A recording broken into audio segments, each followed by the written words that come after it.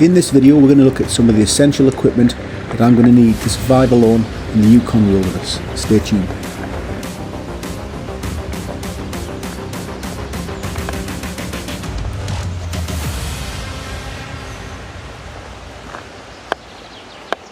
And now we're going to look at the gear that I'm going to be taking out to the Yukon Territory, Hess River, in July, so not long.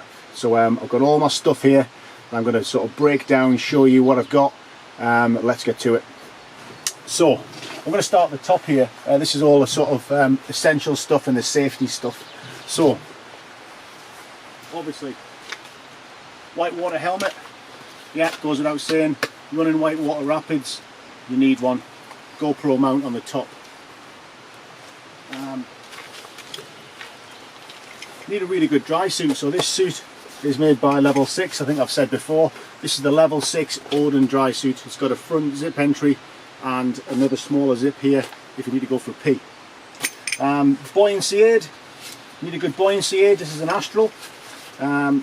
Inside here will be pin kit in the side pockets, so carabiners, slings, stuff like that. I've got an emergency knife here, which to be honest doesn't really get used unless it's an emergency, so that stays in there. I've got a watch on there and possibly some more essentials in this front pack here, maybe even my map, my splash maps, which fold up and go into there. So that's my buoyancy aid, dead comfy. I'm happy with it. So dry suit, buoyancy aid. Right, next up we have the dump pack. So this is essentially a set of webbing with a pack that sits on your back, on your lower back, and inside it has some real essential kit. So this is like the worst case scenario, right?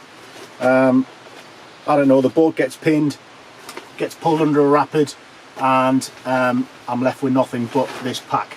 So in this pack we've got the satellite phone, which is got from Viasat, and we've got the all-important Garmin InReach. In terms of navigation, folks, you shouldn't always rely on your device, whether that's your phone or your Garmin, because you just, electrical things can fail. It might be that the battery's gone in, it's got some water inside the terminals or whatever, and you've no longer got that device to rely on for navigation. So you should always have a map as a backup, some maps backed up and in map cases or laminated or whatever. But so I've got maps just for the whole area, just in case, but I've also got some of these bad boys. So these are maps, but they are sort of tightly woven polyester made by a company called Splash Maps. It's exactly the same as a normal map. The data got printed out, put on this really tough material, which can get wet. Like normal maps, when they get a little bit wet and they get mushy and then they've had it. Not the case with these things. You just shove it in your bag or in your buoyancy aid, and I can just use it as a quick reference. It's more of a kind of probably a survival tool really, or a quick reference just to sort of pull out. I know I'm following the river the whole way, which is a great feature to follow, but things might change. I might end up losing my boat, God forbid. I might have to do a massive portage through some thick brush, and that's when navigation is going to need to come in. So always have a backup, whether it's a splash map or a normal map, guys. Yeah, they'll be on my person at all times, so super important. There'll also be other things like a survival knife with a flint and steel on, and 24 hours worth of rations. Also a shelter at the bottom of it as well, so if I have to walk out or stay the night somewhere, at least I've got something as a backup. So that's my dump pack. Next up, safety wise, we've got a throw line. Comes in handy for, I don't know, I might need to tow the boat out or rig up something, so it's always handy to have. I'm not sure I'm going to take a 25 metre one, I might take a smaller one. This little container here is a repair kit, and you always carry a repair kit, whether you're in a canoe, kayak or whatever you're in. With this being an inflatable, there's the glues and the resins and all of that stuff which goes into here as well, and some patches. So that could be a scenario which comes up on the Hess. So I might need to make repairs, and all of the dinghy repair kit stuff is in there. Cable ties are always good use as well, and of course duct tape, lots of it. What else? A couple of other essentials I always like to take, especially on this trip, are cutting tools. So I mentioned I've got the bushcraft knife in there, small hatchet, making sure it's nice and sharp and it's got a cover on it.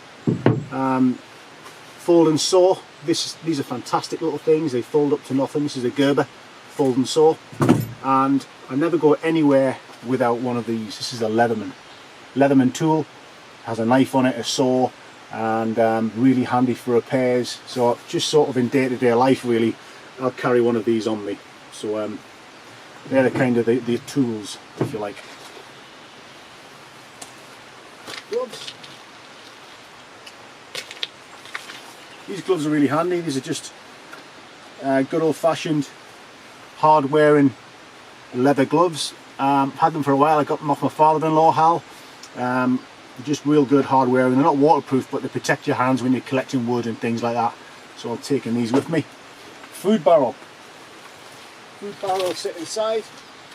It's a 30-litre food barrel, and inside this is going to be full to the brim of dehydrated rations, power bars, beef jerky, all that sort of stuff, and that will keep me going for 2 weeks. Obviously we'll suspend that up in the tree so bears can't get to it. But yeah, and this will sit kind of behind me in the boat, all strapped in.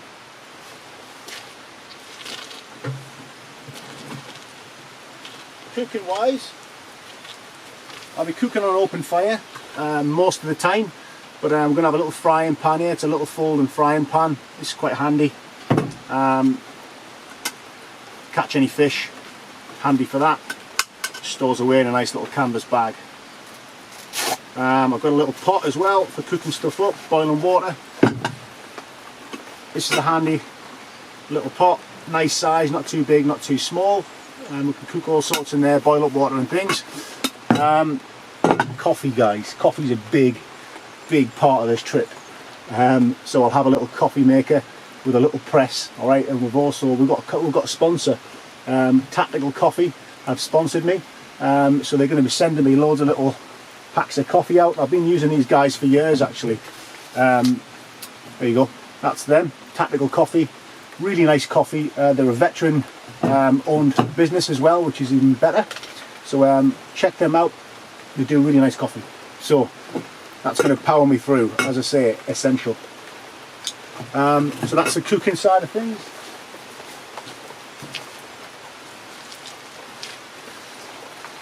Jet boiler, just in case it's soaking wet like it is now, chucking it down the rain. Jet boil is always handy to have. The lightweight, and you get water boiling in like 2 minutes. So we're taking that. Water filter, right, you can boil water for 3 minutes, we all know that. 3-minute roll and boil, gets rid of all the nasties. But this, if I want to drink water quick, these water to go by Fountain Filters have sent me this, so many thanks to them. This will filter the water, because the water out there is not safe to drink. It has Giardia in it. Giardia is a parasite, commonly known as beaver fever, so I do not want to be catching that when I'm out there. You know, chronic stomach upsets, cramps and all that sort of stuff, dehydration, so I do not want to be getting Giardia. So water filter for that. Moving down, I've got a couple of big bags.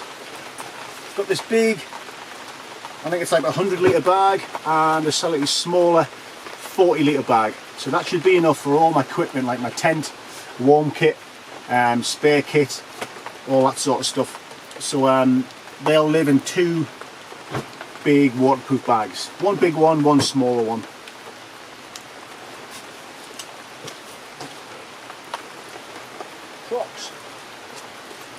Crocs. These are fantastic. Love them or hate them, Crocs are the ultimate sort of camp shoe for moving around when you finish, you know, at a campsite, or especially on and off the river. You can just put them on, They're hard wearing, they're lightweight, and they can just strap to your boat. So I'll be wearing them, as well as these boots here, which are called Bestards. So these are canyoning boots, absolutely awesome boots. Bestards, made in Corsica, I believe. I've worn these for years. They're amazing boots. They've got vents in them, so when you're walking through the water comes out with the boot, if that makes sense. And they've got special sort of sticky rubber on the bottom, so you know they're quite sticky on slippery rocks. So Bestard Canyon boots, they'll be my main sort of choice to wear on foot, and Crocs in between. I think I'll get away with that. Didn't mention first aid kit. I've got a good comprehensive first aid kit, which will live with me. A few extra things than I would normally take, such as antibiotics, stitching stuff possibly. So it's a bit more of a sort of glorified expedition first aid kit. Again, really, really important. Cool. Next up, we've got another bag in there, a little blue bag. You can't see, it's a little dry bag, and that's got all my batteries in. So the batteries, which is going to power my phone, power my power everything really, my cameras, my GPS, my phone, all that sort of stuff.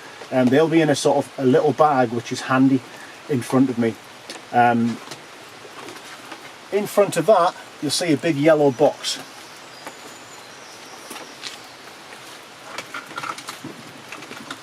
It's a big yellow pelly case. That's got all my camera gear in, so DSLR camera, drone, GoPros, other bits and bobs. That'll live there in my boat as well. Quite a big bulky thing, but there's no way around it, so you've got to keep all that kit protected so I can get some nice footage for you guys when I get back. What's powering it all? We've got solar panels which clip onto the kayak, to the canoe, kayak, whatever you want to call it. That'll be powering my batteries as I'm going through. So it doesn't get dark out there this time of year, well in July, so we'll hopefully have lots of sunlight most of the days, and we'll be able to keep those batteries going. We've got some big chunky lithium batteries which are working pretty well at the minute. I've been testing them out up here, you know, charging them. So with the 2 batteries as well as a couple of other little ones, we should be able to power everything. So that's the battery side, that's the tech side.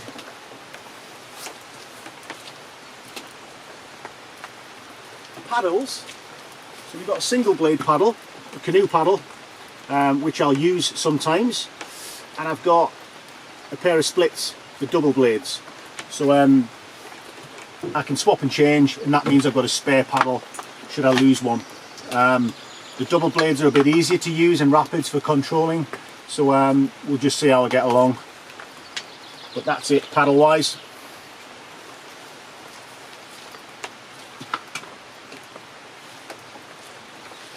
Fishing. I don't want to be living off rations for the full 14 days, so hopefully we can catch some fresh fish with a small fishing rod like this. I've heard there's some Arctic grayling and probably some brook trout up in the Hess River, in the Stewart Rivers, so hopefully we'll catch some fish. And we'll just use some lures and some spinners. I'll be getting one of those when I get out there.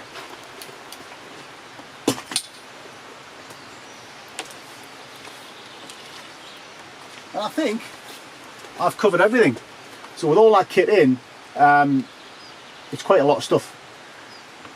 The tough bit's going to be portaging, so moving around. I know my first portage when I get off the float plane is 1 kilometre. So it's going to be carry the canoe, get down, come back, get the first load of kit, come down, come back, get the second load of kit. And one thing I forgot to mention as well is that I'll be taking a shotgun. So that's going to have to live in the boat as well. That'll shove in. And that is the full complement, guys. That is it. So I hope that's give you a bit of an insight as to what I'm going to be carrying, what I'm going to be doing. If you've got any questions about any of the kit I've spoke about, please shove it in the comment section and I'll be happy to answer. Anyway, enough waffling on. I'm going to get back on the river and run this rapid again and hopefully get the drone up. Cheers guys, see you soon.